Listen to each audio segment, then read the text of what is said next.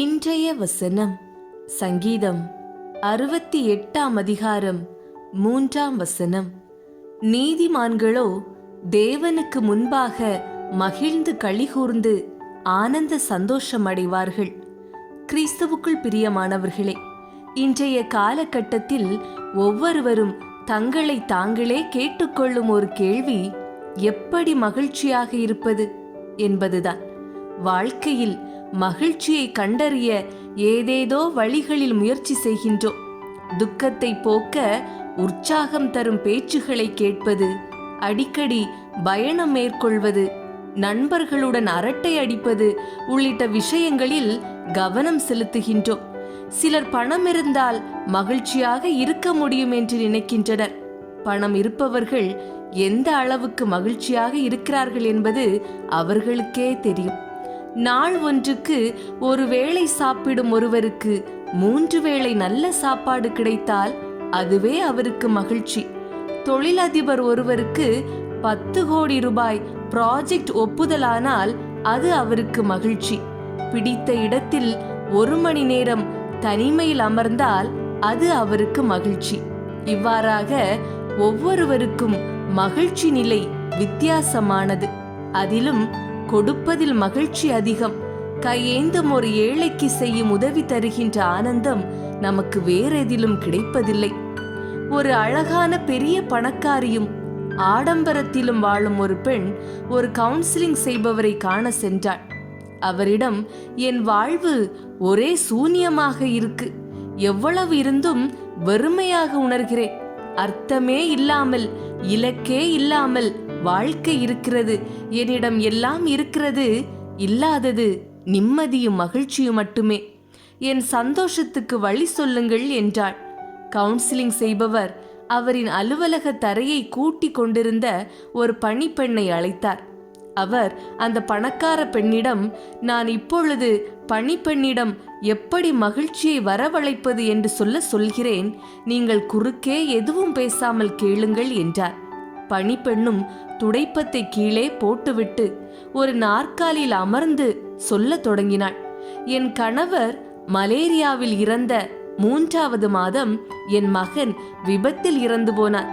எனக்கு யாரும் இல்லை, எதுவும் இல்லை.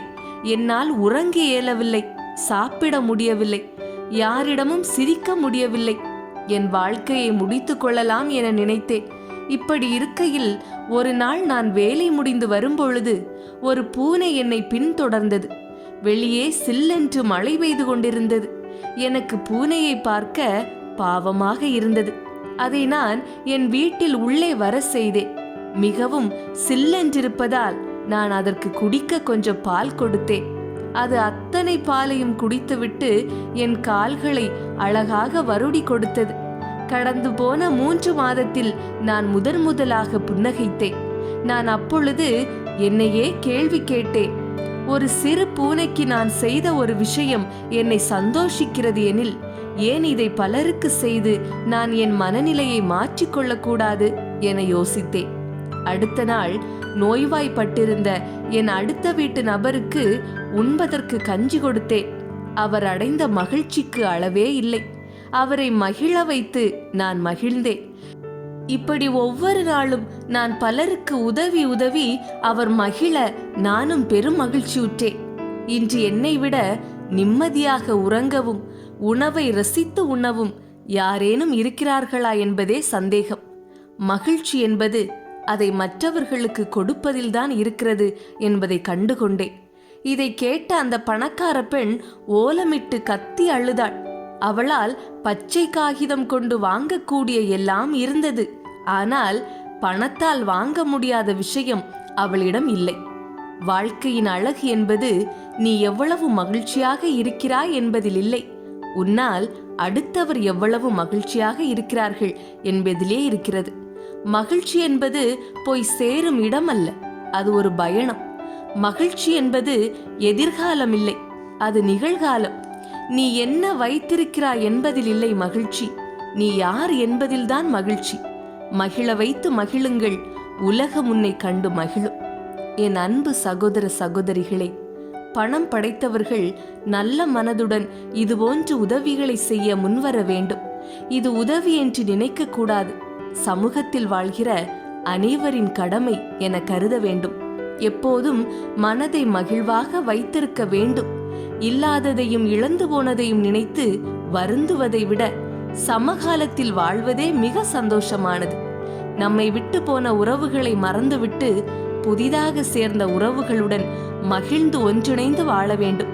உங்கள் மகிழ்ச்சி உங்கள் கையில்தான் இருக்கிறது. ஜெபம். தகப்பனே, மகிழ்ச்சியை என்னுள் தருபவரே, உம்மை துதிக்கிறோம்.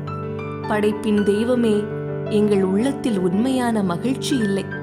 தொடர் தோல்விகளாலும் கடன் பிரச்சனைகளாலும் வியாதியினாலும் எங்கள் சந்தோஷத்தை இழந்து தவிக்கிறோம். இறைவா, நீரே எமக்கு மகிழ்ச்சி என்கிற ஆசீர்வாதத்தை தருவீராக. வீண் கவலைகளை விட்டுவிட்டு எந்த சூழ்நிலையிலும் உம்மை திடமனதுடன் தொழுது கொள்ளவும் உம்மிலே மகிழ்ச்சி அடையவும் கிருபை தார். இயேசு கிறிஸ்துவின் நாமத்திலே ஜெபிக்கிறோம் எங்கள் நல்ல தந்தையே. ஆமேன், ஆமேன்.